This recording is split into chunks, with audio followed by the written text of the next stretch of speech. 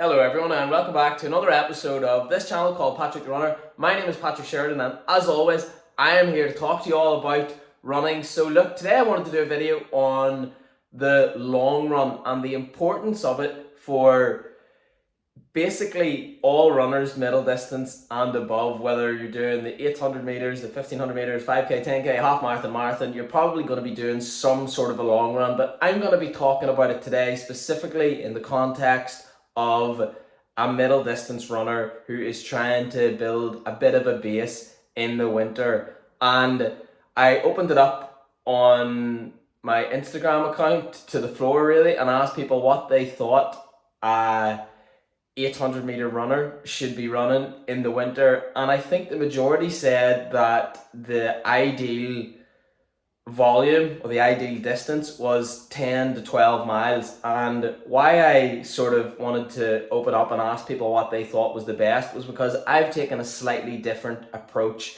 in my training this year. So last year, I think the longest long run I did was 14 miles, and I think I probably did that 4 or 5 times, possibly more, but the standard run I did was 13 miles in the winter.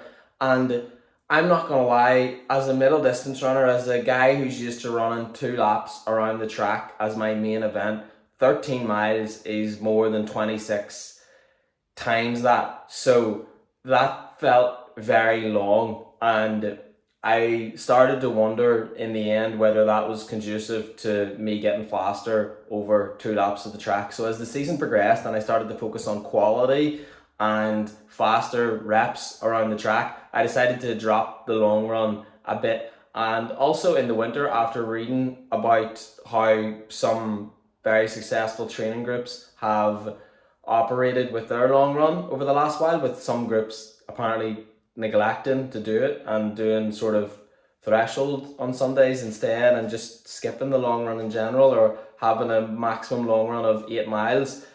I kind of thought that for me, when I was in such good shape in the summer, from about May to late August, I carried through fitness where I felt really strong in the last lap of my 800-meter race, stronger than I've ever felt before.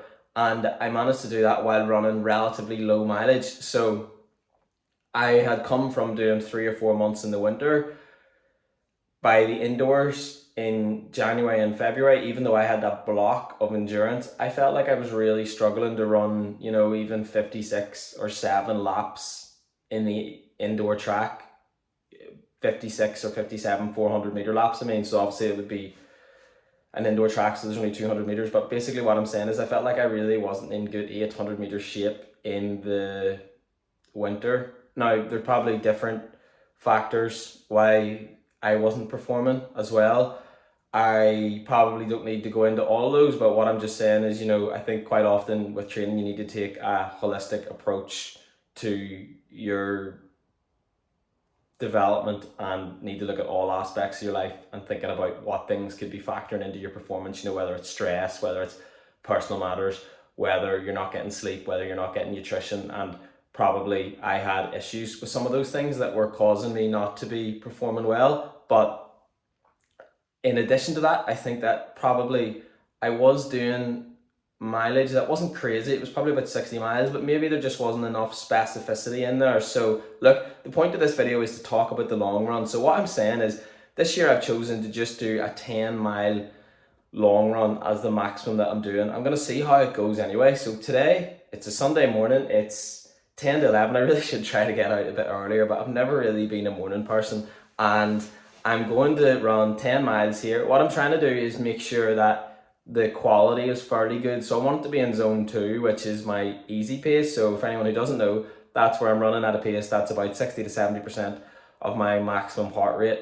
For most people, I think it's somewhere about 3.5 minutes, probably a mile, slower than you could run for a flat out mile, maybe 3 minutes. It's somewhere in that range.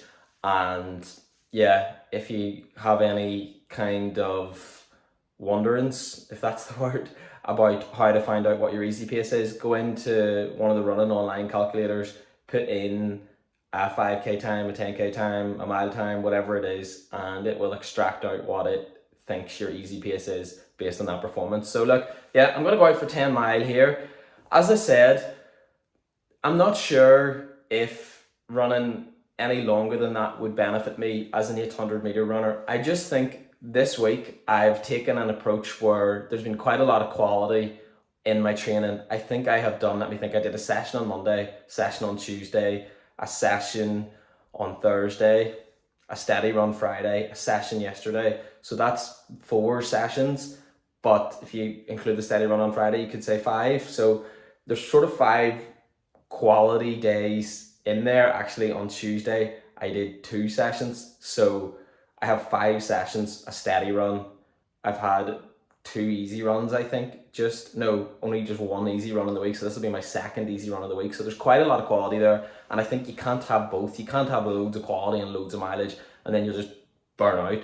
So yeah, I'm now to do 10 miles easy today, and I just want to let people know that that's my approach to training this year. So I'm probably going to be running about 7-15 miles here, and that's the idea that I've taken to my training. So I think even if you're doing longer distances, if you're preparing for 5 and 10Ks or half marathons, obviously you're going to be wanting to do a longer run, but I think you just need to make sure that the run you're doing makes sense and that it adds something to your fitness, because you want to be getting the best out of yourself and you want to be getting the most bang for your buck when you're out training and putting in the effort. So today I think it makes sense for me to do 10 miles, and yeah, I'll let you know how I'm getting on in my run. But look, if you have any thoughts, let me know what you think of this change in approach for me. Let me know what you think would be best for an 800 meter runner. Maybe you're a 1500 meter runner and you also like to run 800s and you think that it helps to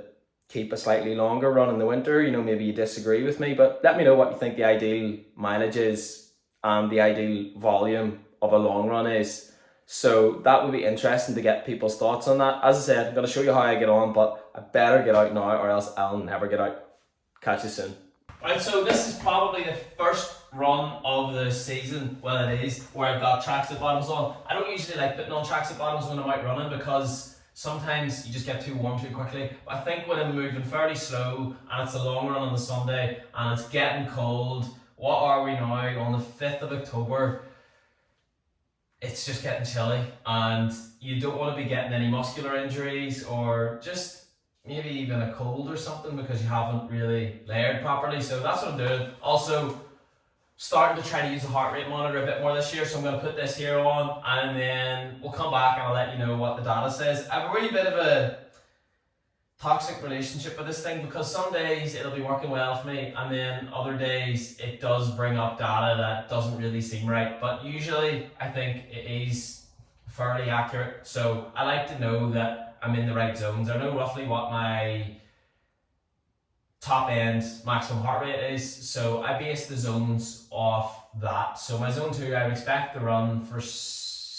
today, my Sunday long run, to be from about, what am I going to be running, about 4:30 minutes per kilometer. I'm going to expect the heart rate to be between 127 and 134 average. I'm going to say if I go out and run, say, 425k pace average, I'm going to say the heart rate would be at an average of about 132 beats per minute. So we'll see. And yeah, wish me luck on the long run and I'll catch you all in a bit. Right everyone, so we are nearly halfway through the long run at 7k, probably averaging about 430k pace. The first K felt brutal. After 1k I ran 431 and I remember thinking that if that had felt like that on the first K of a 10k race, I'd be worried. And sometimes I just find these long runs tough in the legs, probably after a hard session on Saturday, and just tough doing that sort of distance because I don't usually do it. So look, we're moving okay now. Tell myself that I've only about 9k to run, so I think I can do that. It's about breaking things up into manageable chunks. Right now we're gonna bump into the wee brother, Noah. Well, Noah, kid, what's the crack? Right everyone, that's me back from a long run. It went relatively well, so I ran 10 mile and I averaged 4:28k pace, so that's about what I was looking for. And the heart rate was 132, which is what I think I predicted. Now in fairness, I did predict I would run about 4:25, and just obviously it doesn't really matter, it's a long easy run, but it felt hard enough to get down to 4:28. Obviously the heart rate data tells me that it wasn't too hard, and if you think about it, when you're out running, sometimes you can get the impression that zone 2 should feel easy, but if you think back to what I said earlier, zone 2 is 60 to 70% of your maximum heart rate. So if you're given a difficulty rating out of 10, it's going to be about 6 or 7, because 0 is going to be when you're sitting down and doing nothing. So that's probably why it always feels a bit tough. That, coupled with the fact that I'm actually running my furthest distance of the week, I always find long runs the most unenjoyable run of the week. I'm not too happy about saying, and the longest obviously in duration, so it just makes it mentally the most tiring for me. But I don't like saying that because I know it's a privilege to be able to run. It's a privilege to be able to train and to be healthy and fit and injury free, so I do love it all really. But yeah, the Sunday run is the most challenging, and as I said, I always just try to be grateful for getting out and doing it. But look, as I've said, I've changed my approach slightly this year. I'm running 10 mile. I have heard of, for example, Hans Kessler, a famous 800 and 1500 meter runner in the US. He made the Olympic team last year. I think he came 5th in the 1500, and I think he probably came 5th in the 800 as well in the Olympic final. I would need to fact check that one, but he's a really good runner anyway. He's run, I think, 143